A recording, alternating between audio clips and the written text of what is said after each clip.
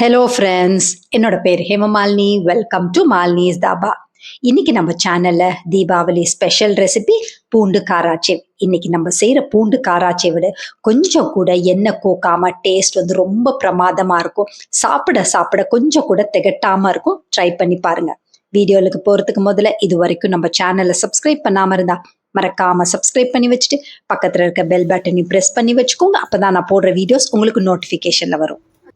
காராச்சேவ் செய்யறதுக்கு நான் 2 கிலோ அளவுக்கு கடலைப்பருப்பை வாங்கி ஒரு நாள் வெயில்ல காய வச்சு நல்லா பவுடர் மாதிரி அரைச்சி வச்சிருக்கேன். மில்லில் கொடுத்து அதை சளிச்சும் வச்சிருக்கேன்.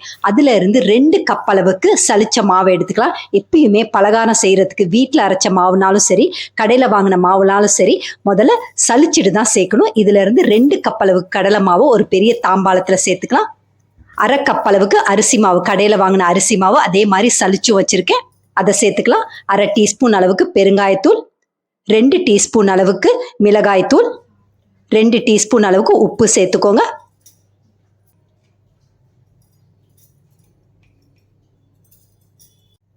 அரை டீஸ்பூன் அளவுக்கு மிளகு எடுத்து நல்லா கொரப்பா அரைச்சிட்டு சேர்த்துருக்கேன். வீடியோ எடுக்க மறந்துட்டேன், அதனால மறக்காம மிளகு சேர்த்துக்கோங்க. இதில் 2 டேபிள் ஸ்பூன் அளவுக்கு பூண்டை நல்லா பேஸ்ட் மாதிரி கொஞ்சமாக தண்ணி ஊற்றி பேஸ்ட் மாதிரி அரைச்சதுலேருந்து 2 டேபிள் ஸ்பூன் அளவுக்கு சேர்த்துருக்கேன். 2 இல்லைன்னா 2.5 டேபிள் ஸ்பூன் அளவுக்கு கூட சேர்த்துக்கலாம். நல்லா ஃப்ளேவர்ஃபுல்லாக இருக்கும்.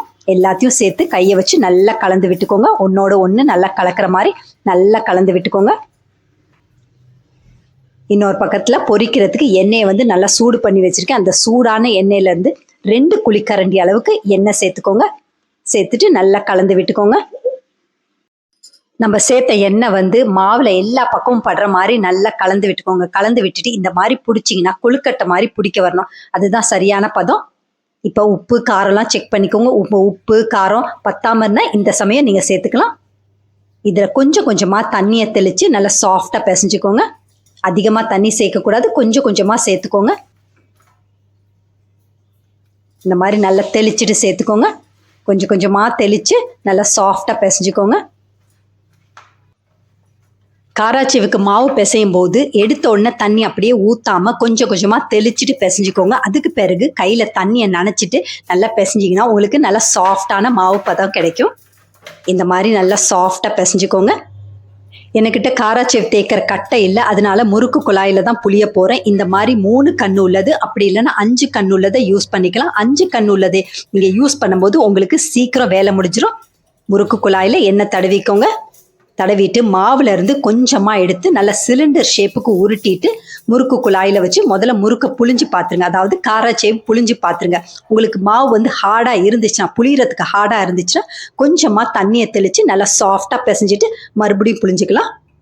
அடுப்புல எண்ணெய் சூடா இருக்கு. சின்ன உருண்டையை எடுத்து போட்டோன்னா உருண்டை மேல வரணும். உடனே மேல வந்துச்சுன்னா உங்களுக்கு எண்ணெய் நல்லா சூடா இருக்குன்னு அர்த்தம். இப்போ காராச்சேவ் புளிய ஆரம்பிச்சலாம். 2 சுத்து அப்படி இல்லைன்னா 3 சுத்து சுத்திக்கோங்க. ஃப்ளேம் மீடியம் டு லோலியே வச்சுக்கோங்க. காராச்சேவ் புளிஞ்ச உடனே கரண்டியை போட்டு நவுத்தி விட்டீங்களா, அப்படி இல்லைன்னா திருப்பி போட்டிங்கன்னா உங்களுக்கு காராச்சேவ் உடைய ஆரம்பிச்சிடும். லேசா ஓசை அடங்கின பிறகு இந்த மாதிரி கரண்டி வச்சு நவுத்தி விட்டுட்டு அதுக்கு பிறகு திருப்பி போட்டுக்கலாம். மறுபக்கம் திருப்பி போட்டோன்னா கரண்டியை வச்சு லேசா இந்த மாதிரி நவுத்தி விட்டுக்கோங்க. அப்பப்ப இந்த மாதிரி நல்லா நவுத்தி விட்டுக்கோங்க. இப்ப மறுபடியும் நல்லா திருப்பி போட்டுக்கோங்க. இப்ப 2 பக்கமும் ஓசை நல்லா அடங்கிருச்சு. இப்ப நம்ம அடுப்புல இருந்து எடுத்துடலாம். இப்ப பார்க்கும் போதே உங்களுக்கு தெரியும் காராச்சேவ் கொஞ்சம் கூட உடையாம வந்திருக்கு. இந்த மாதிரி உடையாம வந்தாதான் உங்களுக்கு காராச்சேவ் எடுக்கிறது ரொம்ப ஈஸியா எடுத்துடலாம்.